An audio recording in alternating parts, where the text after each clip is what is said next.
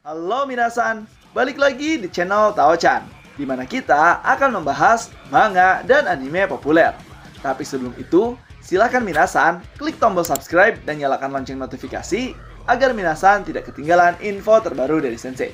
Bila sudah, mari kita berangkat dan tancap gas!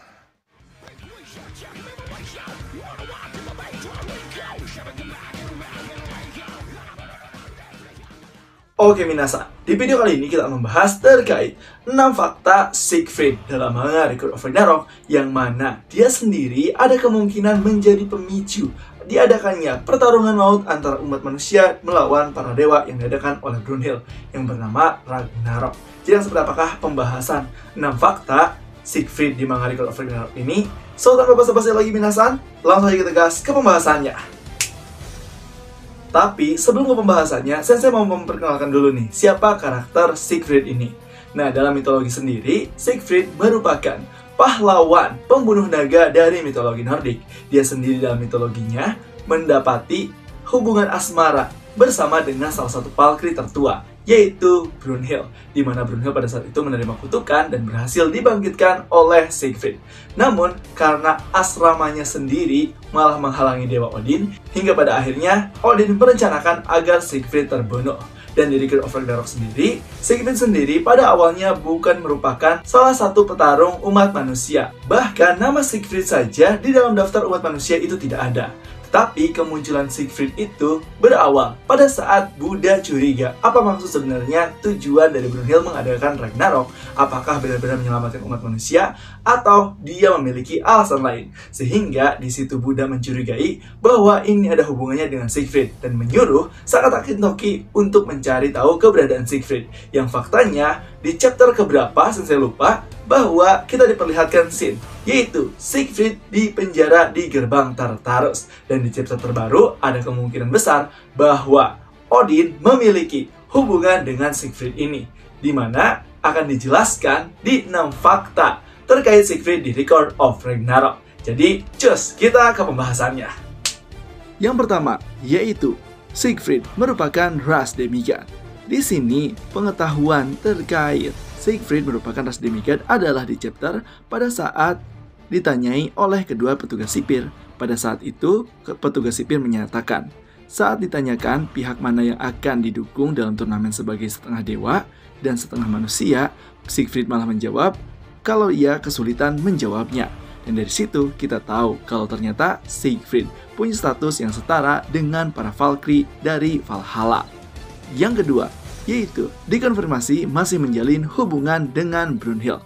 Nah, di scene ini, pada saat Brunhild kembali ke ruangan untuk berduka, Buddha yang berada di sana sejak awal langsung menyinggung nama Siegfried sebagai mantan kekasihnya. Buddha juga mengkonfirmasi keterkaitan turnamen Ragnarok dengan sosok pria tersebut. Mendengar hal itu, Brunhild sampai dibuat sangat terkejut dan gusar. Brunhild pun di sini sempat menyatakan kalau Siegfried bukan mantan kekasihnya, dan dari situ Buddha tersadar kalau keduanya masih menjalin hubungan sampai sekarang. Dan di chapter terbarunya sendiri, kita diungkapkan kalau Siegfried secara langsung telah menjadi rival cinta bagi Loki, yang ternyata Loki sendiri memendam perasaan kepada Brunhild. Yang ketiga, Siegfried dipenjarakan di gerbang Tartarus.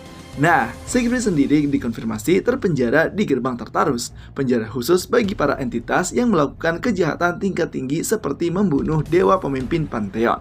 Tapi, menurut para gagak milik Odin, Siegfried sudah dianggap seperti dewa dosa mematikan, sehingga wajar dipenjara di wilayah dunia bawah tersebut.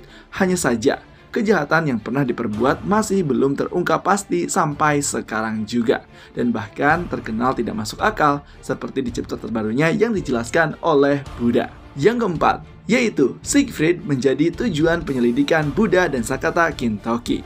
Pada chapter terbarunya, Buddha yang telah menyadari keanehan pada Brunhild langsung meminta bantuan pada salah satu Einherjar, yaitu Sakata Kintoki.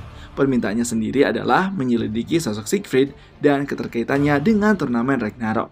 Dan dari situlah Buddha mulai memahami benang merah antara sang pahlawan pembunuh naga dan juga turnamen maut antara dewa dan juga manusia. Walaupun kita di sini masih dalam misteri. Sebenarnya, apa sih tujuan Brunhild untuk mengadakan Ragnarok? Apakah benar-benar ingin menyelamatkan umat manusia atau menyelamatkan kekasihnya Siegfried, atau bahkan ini adalah niatan dari Odin? Dan di sini Buddha masih menyelidikinya. Yang kelima, diketahui bahwa Siegfried mencuri pedang Gram dan juga membunuh naga Fenrir milik Odin. Nah, inilah fakta yang menarik yang terungkap pada chapter terbaru. Salah satu keanehan pada Siegfried adalah alasannya di penjara. Berdasarkan informasi yang diketahui oleh Buddha, kejahatan Siegfried yang diketahui adalah mencuri pedang Gram milik Odin dan membunuh Fenrir, naga kesayangan milik Dewa Odin tersebut. Kejahatan itu, menurutnya, bahkan masih belum mencapai level yang setara dengan Nostradamus yang diketahui pernah ingin menghancurkan gerbang Bifrost, sehingga Nostradamus sendiri dipenjarakan di gerbang Tartarus. Namun, karena dia akan mewakili umat manusia, pada akhirnya Nostradamus sendiri diselamatkan oleh Brunhild dan dijadikannya sebagai salah satu perwakilan umat manusia yang akan bertarung di Ragnarok. Tetapi Siegfried malah tetap dipenjarakan dan bersikukuh untuk tetap di penjara dan untuk menetap di sana. Dan oleh karena itulah keputusan memenjarakan Siegfried di Tartarus dirasa terlalu berlebihan menurut Buddha. Dan ini kemungkinan adalah rencana dari Odin supaya Siegfried sendiri tidak terlibat dalam pertarungan Ragnarok. Yang keenam, yaitu Siegfried diduga punya kaitan penting dengan agenda Odin. Nah, ini adalah hal menarik yang terjadi di chapter terbaru. Nah, di sini juga berkaitan dengan penelitian Buddha. Buddha pun mengatakan bahwa Buddha kemudian menyadari kalau alasan Siegfried dipenjara karena memang kehendak dari Odin. Hal itu terungkap pada momen Odin ditanyai alasan mengapa ia memenjarakan Siegfried di Tartarus. Dan pada saat menanyakan hal tersebut, di sini Odin malah langsung mengeluarkan tombak Gungnir miliknya sehingga membuat Buddha langsung memasang posisi siap bertarung. Dan pada saat itu juga, Beelzebub yang menguping pembicaraan antara Odin dan Buddha langsung ikut dalam kekacauan tersebut. Bahkan Beelzebub mengatakan salah satu agenda Odin adalah membangkitkan progenitor of the cosmos, yaitu primordial god Arsir. Dan hal itu membuat Buddha sendiri sampai terkejut. Dan mendengar hipotesis tersebut, Odin langsung memasang wajah kejinya seolah-olah mengiyakan jawaban dari Beelzebub. Nah, itu ada minasan terkait pembahasan 6 fakta Siegfried di manga Record of Ragnarok. Dan untuk pembahasan terkait Siegfried dalam mitologi Nordik sudah saya bahas di anime history terkait perjalanannya dan juga hubungan asmara antara Siegfried dan juga Brunhild. Jadi gimana nih menurut minasan terkait pembahasan kali ini? Apakah seru atau punya pendapat lain? Silahkan isi di kolom komentar ya. Dan jangan lupa untuk like, komen, dan subscribe. So, tetap saksikan di channel Tao-chan agar minasan tidak ketinggalan informasi terbaru dari Sensei. Sekian dari Sensei, and bye-bye!